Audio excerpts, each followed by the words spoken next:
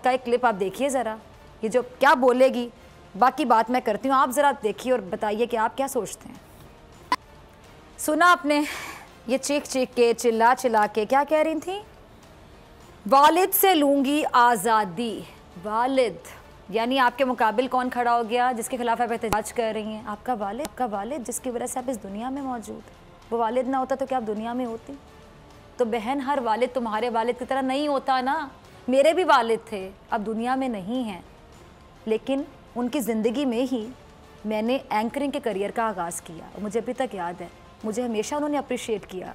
बहुत से लोगों ने मुखालफत की, क्योंकि आपको पता है कि टीवी पे काम करने की इजाज़त हमारे यहाँ आसानी से नहीं मिलती। आप किसी भी टीवी सेलिब्रिटी से बात करेंगे, कोई एंकर होगा, कोई एक्ट्रेस होगी, कोई मॉडल होगी, तो वो कहती थी हमें टीवी पे काम करने की इजाज़त नहीं थी। तो मेरे फादर ने मुझे सपोर्ट किया। उन्होंने कहा मेरी बेटी अगर काम करना चाहती है तो वो करेगी। तालीम भी मैंने हासिल की, डॉक्टर भी हूँ मैं, और डॉक्टर फ़िज़ा अकबर ख़ान टीवी पे प्रोग्राम भी करती हैं। और मेरे वालिद के लिए हमेशा मैं बाइसे फ़ख्र रही। मेरे वालिद मेरे आइडियल थे, उन्होंने मुझे सपोर्ट किया। उनकी सपोर्ट ना होती तो आज डॉक्टर फ़िज़ा अकबर ख़ान ऐसे नहीं चलेगा, नहीं कर रही होती।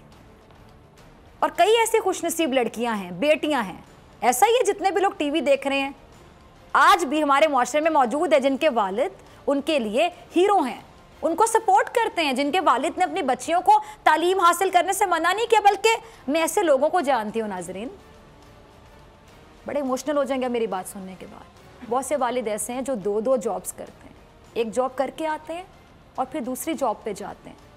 फॉर एग्ज़ाम्पल बहुत से वालिद ऐसे हैं जो सुबह में पढ़ाते हैं किसी कॉलेज में, शाम में फिर वो अकेडमीज़ में पढ़ाते हैं, होम ट्यूशन्स देते हैं, सिर्फ इसलिए कि बच्चों को, ख़ासतौर पर बच्चियों को ज़ेवर तालीम से आरास्ता करना है। दिन रात मेहनत करते हैं उन बच्चियों को किसी पोजीशन पे लाने के लिए। क्या ऐसे वालिदैन को, ख़ासतौर पर वालिद को सलाम नहीं पेश करना चाहिए आज हमें? तुम अपने वालिद की तज़लील करो, बेशक करो, लेकिन इस रिश्ते की तौहीन करने की तो तुम्हें आज़ादी नहीं दी जाएगी ना। तुम्हारा बाप इस काबिल नहीं कि तुम उसके साथ रह सको, तो इसमें उस लड़की का कोई कसूर नहीं जिसका बाप उसका हीरो है। ये था औरत मार्च में शिरकत करने वाली एक खातून का मसला, जो कि आपने भी देखा, उसका नारा जो कि मैंने आपको सुनवाया, अभी भी आप देख सकते हैं साइड पे, ये इसका मुतालिबा जो आपने सुना। अब मजीद कुछ मुतालिबे देखते हैं। रज़ा ज़रा चलाइएगा स्क्रीन पे साथ साथ, अब ज़रा मुतालिबे सुनिएगा।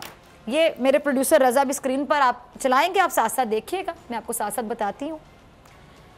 ये एक तो लड़की है, दूसरा जो इसके साथ खड़ा है वो आप ख़ुद अंदाज़ा लगा लें, देख लें कि कौन है।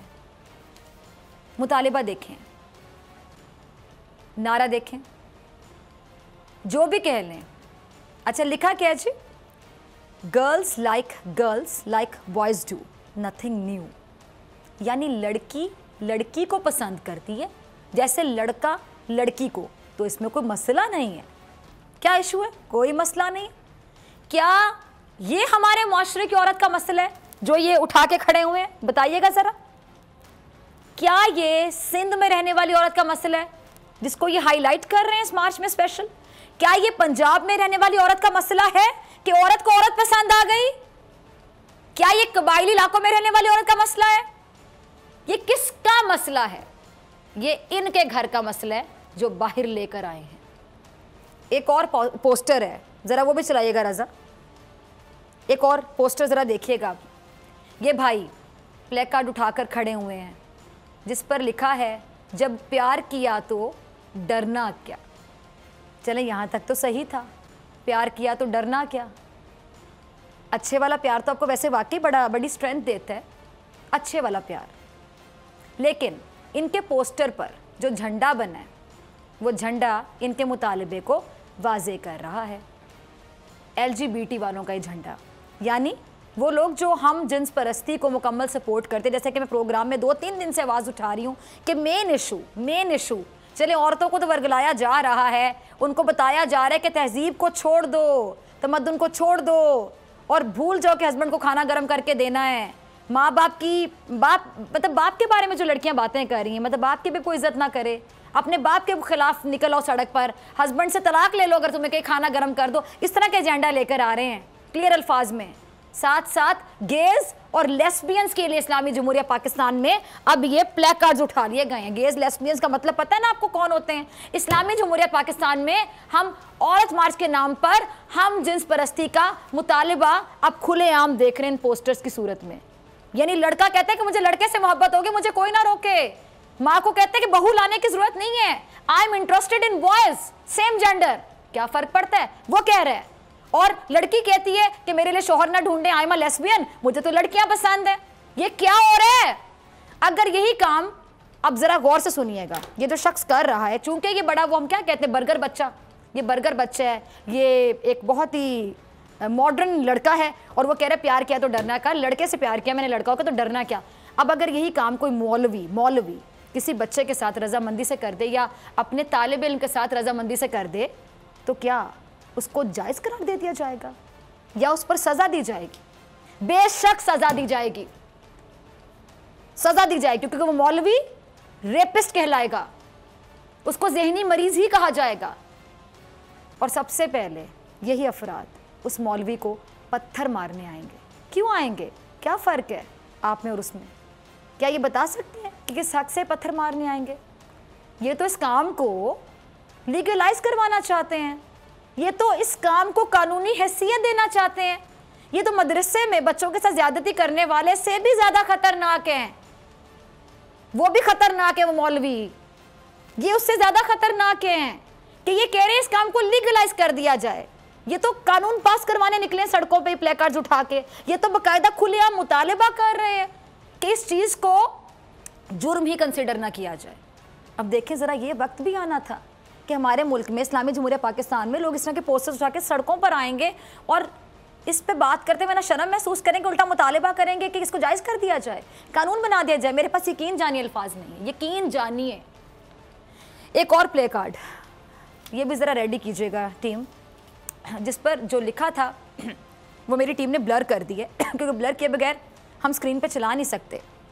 एक और मुतालिबा जब प्यार किया तो चले वो किया, उसके बाद तशरीह क्या है जी? जब प्यार किया तो जेंडर क्या? अब तशरीह, अब इतने दिन से बहस हो रही है, अब ज़रा गौर से सुनिएगा, गौर से सुनिएगा।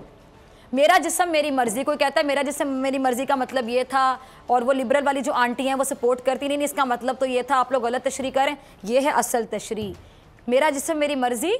जब प्यार किया तो जेंडर क्या? क्योंकि ये तशरीह की ही उसने है जिसने ये नारा लगाया, ये तशरीह कर वही रहा है।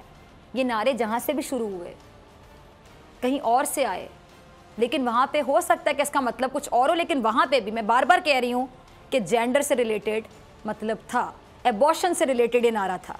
जेंडर, अब ये देखें ना, खुलेआम बात करें, जब प्यार किया तो जेंडर क्या? यानी औरत में इंटरेस्टेड है, मर्द में इंटरेस्टेड है। फिर मैं दोबारा कहूँगी कौम लूत पर अजाब क्यों आया था? भूल गए हैं सब? अगर इतना ही ये काम लीगल था तो फिर कुदरत का रूल ऐसा क्यों है कि मर्द और औरत गाड़ी के तो पहिए हैं? अगर ये इतना ही सही था तो अजाब क्यों आया कौम लूत पर? अब ये जो किया जा रहा है, मेरा जिस्म मेरी मर्जी, तशरीह कर दी इस खातून ने सब्ज बालों के साथ। अब इस नारे के साए तले औरत मार्च किया जा रहा है। अब मेरा एक सवाल है, ये औरत मार्च करने वाले कहते हैं कि पूरे पाकिस्तान की ख़वातीन के हकूक़ की बात कर रहे हैं। ये औरत मार्च करने वाले कहते हैं, दावा करते हैं कि ये इस माशरे की औरत को उसका हक दिलवाने निकले हैं। मुझे बताएं कि औरतों के साथ मसाइल हैं कहाँ, किस इलाके में? ज़रा मैं आपसे पूछती हूँ, इनको पता भी नहीं होगा कौन से इलाकों की ख़वातीन को हकीकी मसाइल का सामना है। क्या सब्ज़ बालों वाले की ख़वातीन को पता होगा मसाइल होते हैं क्या है, जो अपने बाल सब्ज़ करके फिर रही हैं? अंदरूनी सिंध की ख़वातीन, कबायली इलाकों में रहने वाली बेचारी ख़वातीन, गरीब ख़वातीन, वो ख़वातीन जिनको कम तालीम की वजह से आप देखते हैं कि नौकरी में भी या नौकरी की तलाश में हैरेसमेंट का सामना करना पड़ता है। बेचारी बच्चियाँ, वो ख़वातीन बच्चियाँ पैदा करने पर तशद्दुद का शिकार होती हैं। वो ख़वातीन हैं जिनको बेटी पैदा करने पर तशद्दुद का शिकार किया जाता है, जो उसके इख्तियार में ही नहीं है।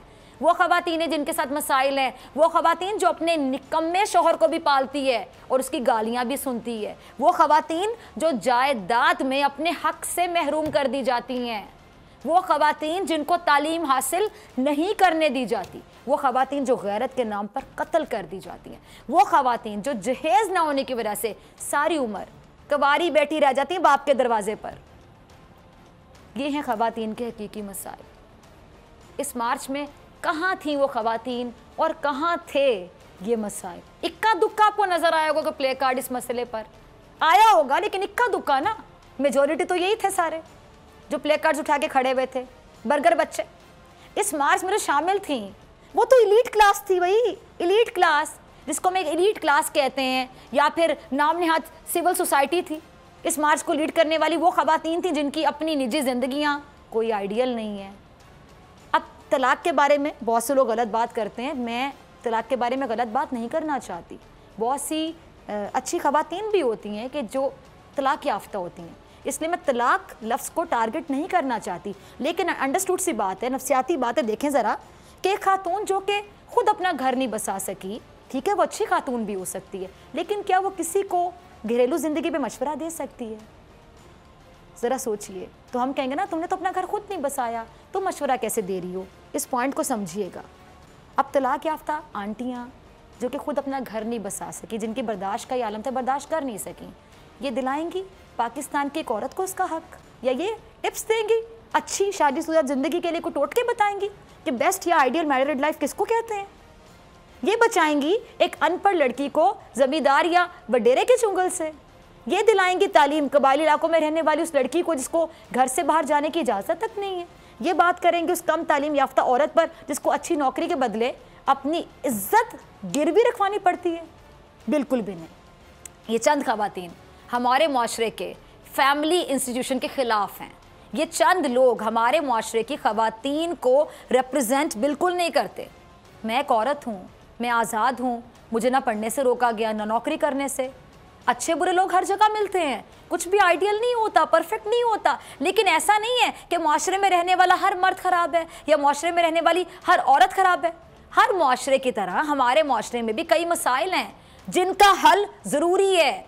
ये माशरा अल्लाह ताला ने मर्द और औरत के ज़रिए ही बनाया है ना औरत मर्द के बगैर मुकम्मल है, ना मर्द औरत के बगैर। ये एक ऐसी हकीकत है जिसको ये झुटला नहीं सकते।